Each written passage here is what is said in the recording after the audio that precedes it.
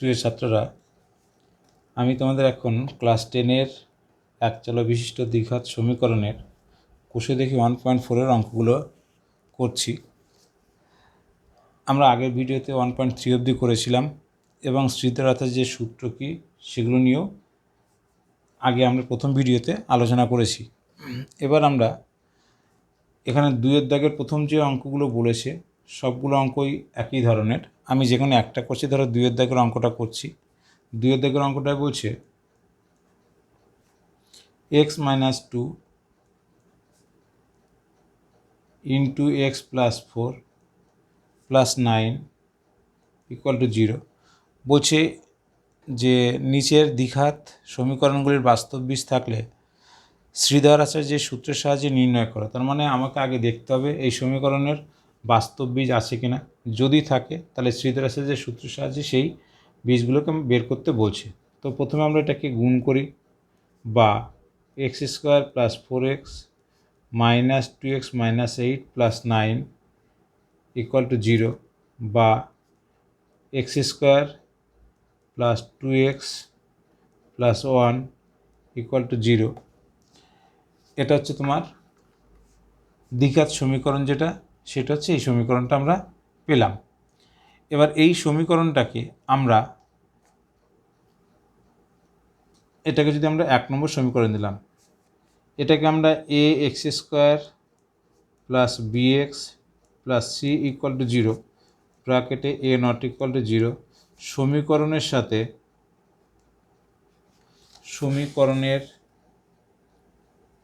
সাথে তুলনা করে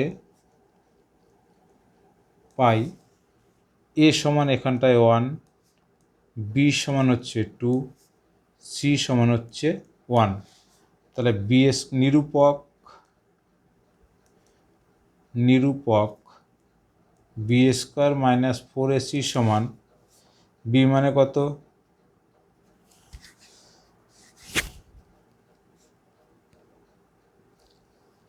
b মানে হচ্ছে তোমার 2a² - 4 × 1 × 1 সমান 4 - 4 equal to 0।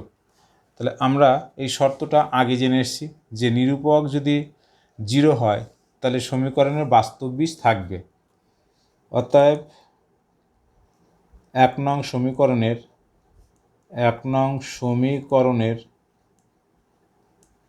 বাস্তব বীজ আছে। এটা হচ্ছে প্রথম আমার সমীকরণটার বাস্তব বীজ আছে কি নেই সেটাকে নির্ণয় করা। এরপর মান বের করতে হবে। সেখানে আমরা লিখতে পারি এবং বীজ দুটি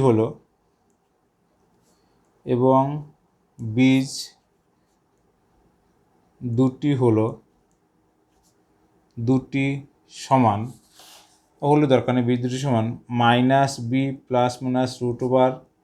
√b² - 4ac/2 × a। মান বসাচ্ছি আমরা। এটা সমান b সমান কত, b সমান হচ্ছে 2, তাহলে -2 ± এটুকুর মান 0 অটোমেটিক্যালি আমরা পেয়ে গেছি। বাই কত, বাই হচ্ছে 2। তাহলে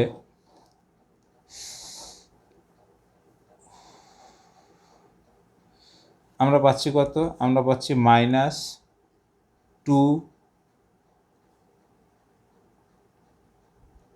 + 0/2, এটা একটা মান পাচ্ছি।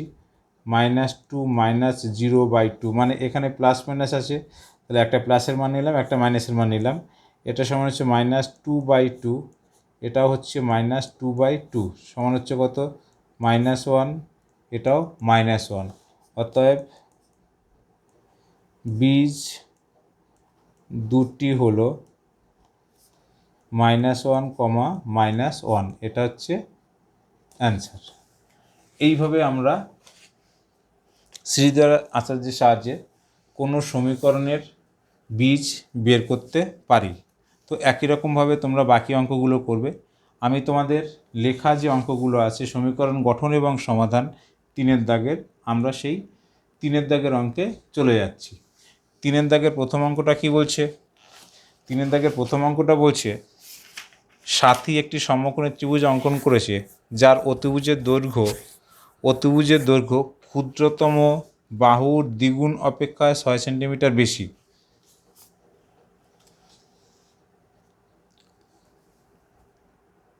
যদি তৃতীয় বাহুর দৈর্ঘ্য অতিভুজের দৈর্ঘ্যের থেকে 2 সেন্টিমিটার কম হয় তবে সাথীর আঁকা সমকোণী ত্রিভুজের বাহু তিনটির দৈর্ঘ্যের হিসাব করি। তাহলে আমরা কি লিখছি? প্রথমে ধরি ক্ষুদ্রতম বাহুটির দৈর্ঘ্য x সেন্টিমিটার। এটা হচ্ছে ক্ষুদ্রতম বাহুটির দৈর্ঘ্য ধরলাম। তাহলে অতএব অতিভুজ সমান কী হবে? অতএব অতিভুজ সমান তোমাকে কি বলছে? অতিভুজ বলছে অতিভুজের দৈর্ঘ্য ক্ষুদ্রতম বাহুর দ্বিগুণ, তার মানে 2x, দ্বিগুণ অপেক্ষা 6 বেশি, তার মানে +6 এত সেন্টিমিটার। এটা হচ্ছে অতিভুজের দৈর্ঘ্য। আর ক্ষুদ্রতম বাহুটির দৈর্ঘ্য এত, এবং তৃতীয় বাহুটি হলো তৃতীয় বাহুর ক্ষেত্রে কী শর্ত বলেছে? তৃতীয় বাহুর দৈর্ঘ্য অতিভুজের দৈর্ঘ্যের থেকে 2 সেন্টিমিটার কম। তাহলে অতিভুজের দৈর্ঘ্য হচ্ছে এইটা, অতিভুজের দৈর্ঘ্য হচ্ছে 2x + 6 আমরা বের করছি, তার থেকে 2 সেন্টিমিটার কম। তার মানে আমরা সেটা 2 সেন্টিমিটার কী করলাম? বিয়োগ করলাম। সমান কত হচ্ছে? 2x + 4 এত সেন্টিমিটার। তাহলে আমরা সমকোণী ত্রিভুজের ক্ষেত্রে কী জানি? অতিভুজ স্কোয়ার = ভূমি স্কোয়ার প্লাস লম্ব স্কোয়ার। প্রশ্নানুসারে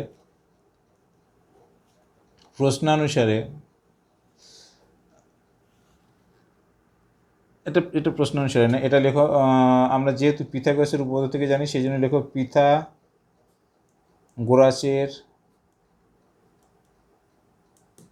উপপাদ্য থেকে পাই। পিথাগোরাসের উপপাদ্য থেকে আমরা কি পাই? অতিভুজ স্কোয়ার, অতিভুজ মানে হচ্ছে 2x + 6 তার হোল স্কোয়ার = ভূমি স্কোয়ার প্লাস লম্ব স্কোয়ার, মানে অপর দুটো বাহুর স্কোয়ারের সমষ্টি এটা। এবার এটাকে সমাধান করলে এটা a + b whole square formula ভাঙলে 4x² 4 × 24x + 36 = x² + 4x², 2 2 × 4 2 × 4 4 16 16x + 16। উভয় পক্ষ থেকে 4x² কেটে যায়, আমরা বাদ দিতে পারি। এইটাকে এই পাশে নিয়ে এসছি, x² + 16x + 16 -24x - 36 = 0। এটা করলে কত হচ্ছে? x² 16 আর 8 24 মানে -8x, আর 36 থেকে 16 গেলে -20 = 0। এটা হচ্ছে তোমার দ্বিঘাত সমীকরণ। এবার এটাকে মিডল টার্ম ব্রেক করে তোমাকে x এর মান বের করতে হবে। তাই মিডল টার্ম ব্রেক করলে কত হবে? 20কে ভাঙতে হবে, 20 10 আর 2 ভাঙলে পরে আমরা পাবো। কী করে মিডল টার্ম করে নিশ্চয়ই তোমরা এতদিনে শিখেছো, আমি সেই জন্য আর আলাদাভাবে ওখানে উৎপাদক করে দেখালাম না। এটা ছোট আছে যেহেতু সেটা আরও একটা কারণ। এটা -10x + 2x - 20 = 0, বা x কমন নিলে পরে x - 10 + 2 কমন নিলে পরে x - 10 = 0। তাহলে বা x - 10 × x + 2 = 0। তাহলে হয় x - 10 = 0, অতএব x = 10, অথবা x + 2 = 0, অতএব x = -2। এবার এই যে -2টা হলো, এই -2টাকে বাদ দিতে হবে। কেন? বাহুর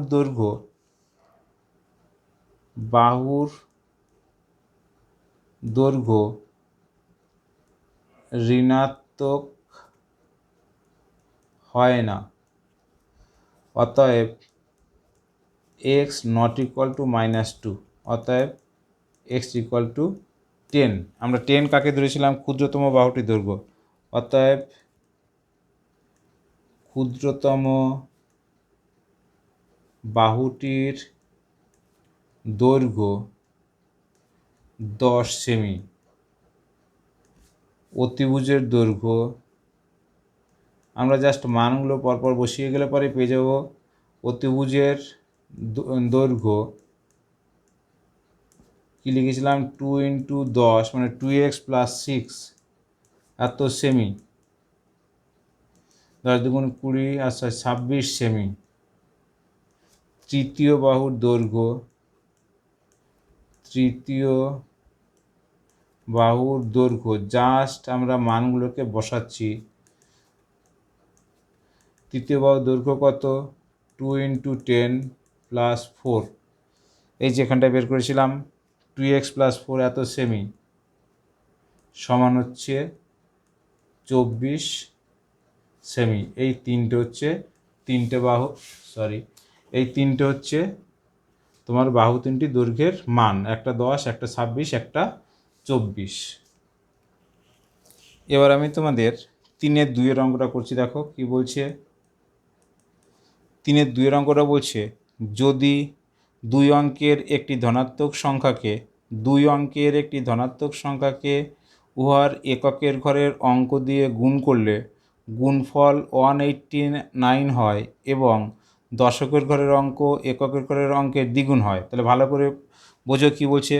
এইখানে শর্ত দেওয়া আছে, দশকের ঘরের অঙ্ক এককের ঘরের অঙ্কের দ্বিগুণ, তার মানে এককের ঘরের অঙ্কটি ছোট, তাহলে আমরা যদি এককের ঘরের অঙ্কটিকে x ধরি, দশকের ঘরের অঙ্কটি তাহলে কত হবে? 2x। তবে এককের ঘরের অঙ্কটি নির্ণয় করি। ধরি এককের ঘরের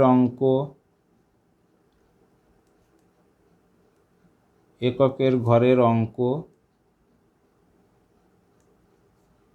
x, ধনাত্মক সংখ্যা বলেছে, দুই অংশটি ধনাত্মক সংখ্যা, তাহলে x এককের ঘরের অঙ্ক x, অতএব দশকের ঘরের অঙ্ক দ্বিগুণ বলছে, তাহলে 2x হবে। অতএব সংখ্যাটি 10 × দশকের ঘরের অঙ্ক প্লাস এককের ঘরের অঙ্ক, 10 × 2 = 20 আর 1 21x। এবার কি বলছে তোমাকে? এরপর বলছে শর্ত দিয়েছে। কি শর্ত দিয়েছে? বলছে সংখ্যাটিকে, এবার প্রথমে ফিরে যাও, দুই অঙ্কের একটি ধনাত্মক সংখ্যাকে উহার এককের ঘরের অঙ্ক দিয়ে গুণ করলে, তার মানে সংখ্যাটি হচ্ছে 21x, এককের ঘরের অঙ্ক হচ্ছে x, তার মানে 21কে x দিয়ে গুণ করলে সংখ্যাটি হচ্ছে 189। প্রশ্নানুসারে সংখ্যাটি ইন্টু এককের ঘরের অঙ্ক, সেটা সমান হচ্ছে 189 বা 21x² = 189 বা x² = 189/21। 9 দিয়ে কাটে, 9 × 9 = 9 × 2 = 18, তাহলে বা x² = 9, অতএব x = ±3। কিন্তু x = ±3, কিন্তু আমরা এখান থেকে -3টাকে বাদ দেবো। কেন?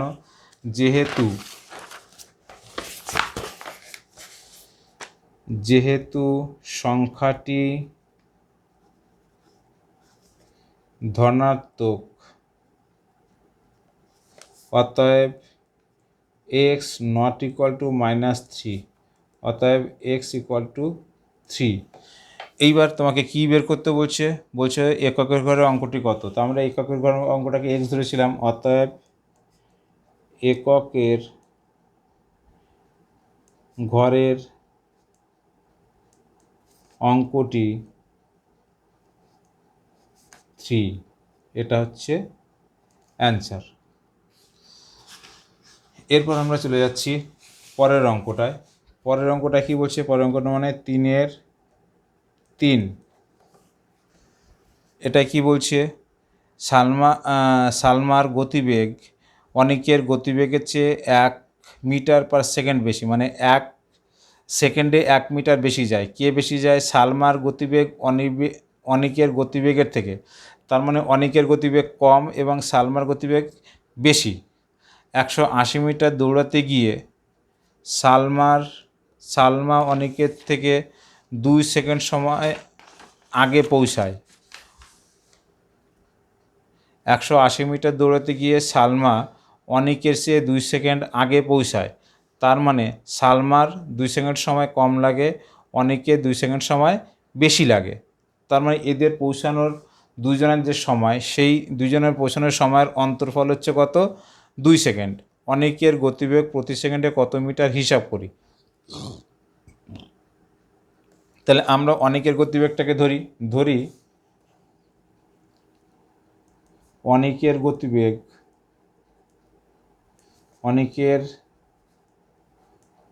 গতিবেগ x মিটার পার সেকেন্ড। তাহলে সালমার গতিবেগ 1 মিটার বেশি বলছে, মিটার পার সেকেন্ড বলছে। অতএব সালমার গতিবেগ x + 1 মিটার পার সেকেন্ড। এবার 180 মিটার যেতে দৌড়াতে যার যে সময় লাগে তাদের অন্তরফল কত বলছে? 2। তাহলে কার সময়টা বেশি লাগবে বলছে? আবার পরে তাহলে অঙ্কটা বুঝতে পারবে। 180 মিটার দৌড়াতে গিয়ে সালমা অনিকের চেয়ে 2 সেকেন্ড আগে পৌঁছায়।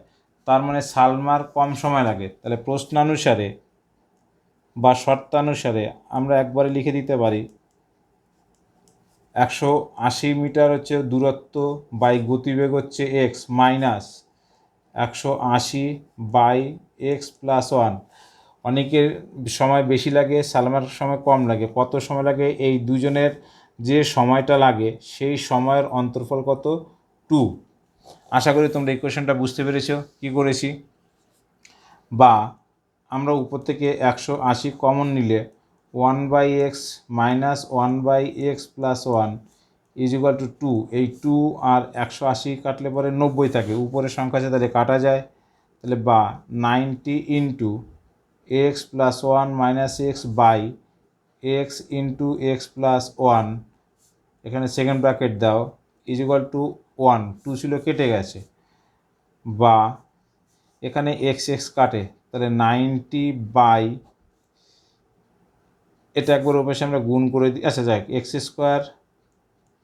+ x = 1 বা x² + x - 90 = 1। এবার এটাকে মিডল টার্ম করলে কত হবে? 90 মানে 9 আর 10, 9 10 90। তাহলে বা x² + 10x -9x - 90 = 0। আমরা এখান থেকে x কমন নিলে পরে থাকে কত? প্রথম দুটো থেকে x + 10 -9 কমন নিলে দ্বিতীয় দুটো থেকে থাকে x + 10 = 0। বা x + 10 × x - 9 = 0। তাহলে হয় x + 10 = 0, অতএব x = -10, অথবা x - 9 = 0, অতএব x = 9। এবার x এর মান এই যে -10 বেরিয়েছে, এই -10টাকে বাদ দিতে হবে। কেন? গতিবেগ কখনো ঋণাত্মক হতে পারে না, তাহলে সেটা লিখতে হবে। গতিবেগ, এই বাদ দেওয়ার কারণটাকে কিন্তু অবশ্যই লিখে দিতে হবে। দেখো প্রত্যেকটা অঙ্কের ক্ষেত্রে যখনই বাদ যাচ্ছে তখনই কিন্তু সেটা লিখে দিচ্ছি। গতিবেগ ঋণাত্মক হতে পারে না, ঋণাত্মক হতে পারে না, অবশ্যই কিন্তু এটা লিখতে হবে। অতএব x ≠ 10, অতএব x = 9। আমাকে কার গতিবেগ বের করতে বলেছিল? আমাকে বের করতে বলেছিল অনিকের গতিবেগ। অতএব অনিকের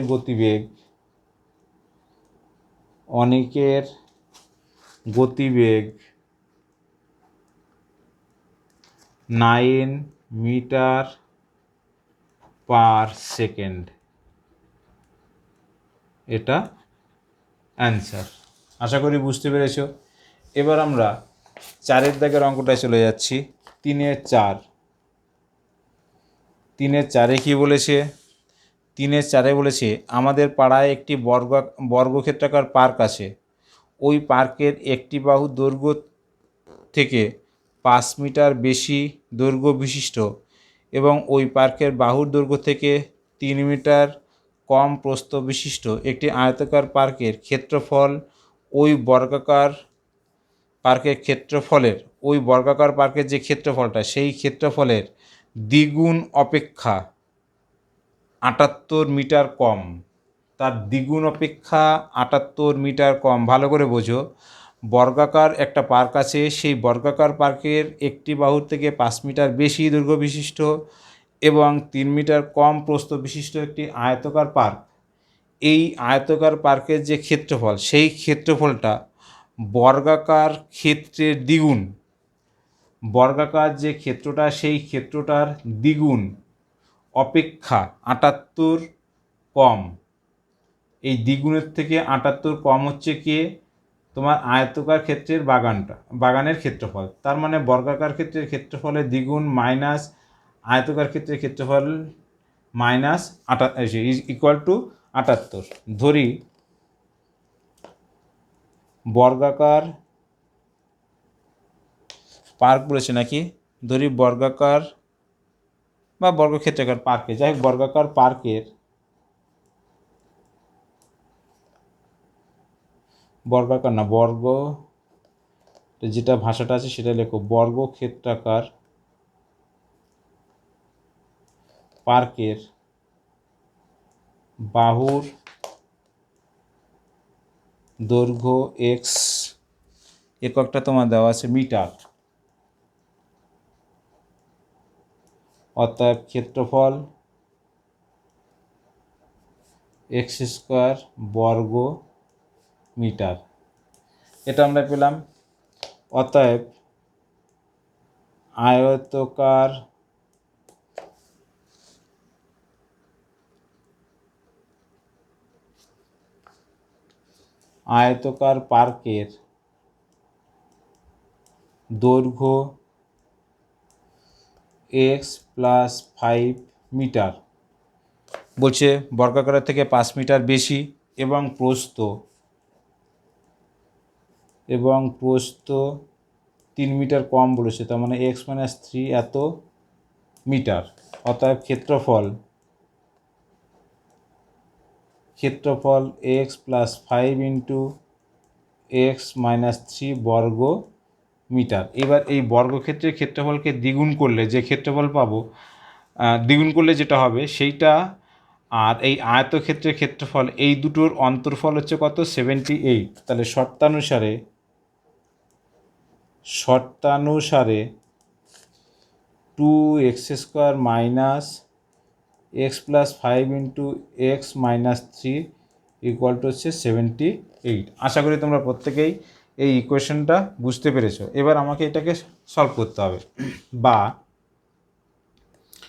2x² minus x² minus 3x plus 5x minus 3×5 equal to 78, বা 2x² মাইনাস, আচ্ছা এইটা করলে পরে কত হচ্ছে প্লাস 2x, তাহলে minus x² minus 2x minus হচ্ছে plus 15 minus 78 equal to 0। 2x² থেকে একটা x² গেল, মাইনাস 2x হলো, মাইনাস 78 থেকে 15 গেলে পরে 3×6 63 ইকুয়াল টু 0। তাহলে 7 নং 63, বা x² minus 9x plus 7x minus 63 equal to 0। প্রথম দুটো থেকে আমরা যদি x কমন নিই তাহলে থাকে x-9, দ্বিতীয় দুটো থেকে 7 কমন নিলে x-9 ইকুয়াল টু 0, বা x-9 into x+7 equal to 0। তাহলে হয় x-9 ইকুয়াল টু 0, অতএব x ইকুয়াল টু 9, অথবা x+7 ইকুয়াল টু 0, তাহলে x ইকুয়াল টু -7। তাহলে x এর মান তো -7 হতে পারে না, কারণ কি বর্গাকার পার্কের বাহুর দৈর্ঘ্য ঋণাত্মক হতে পারে না। তাহলে লিখব বাহুর দৈর্ঘ্য বাহুর দৈর্ঘ্য ঋণাত্মক হতে পারে না, অতএব এক্স নট ইকুয়াল টু -7, অতএব এক্স ইকুয়াল টু 9। এবার দেখি আমাকে কি বের করতে বলছে, আরেকবার একটু পড়ে দেখি। আমাকে বলছে বর্গাকার পার্কের বাহু দৈর্ঘ্য কত, অতএব বর্গাকার পার্কের বাহুর দৈর্ঘ্য 9 মিটার। এটা অ্যান্সার। আমাদের এই চ্যাপ্টারে 3 দাগের বাকি যে অঙ্কগুলো আছে আমরা পরবর্তী ভিডিওতে সেই অঙ্কগুলো করব। যদি ভিডিওটি তোমাদের ভালো লাগে তাহলে চ্যানেলটিকে অবশ্যই সাবস্ক্রাইব করবে নতুন নতুন ভিডিও পাওয়ার জন্য, এবং লাইক করবে। তার সঙ্গে তোমাদের বন্ধুদের মধ্যে যতটা পারো ভিডিওগুলো শেয়ার করে দেবে। ধন্যবাদ।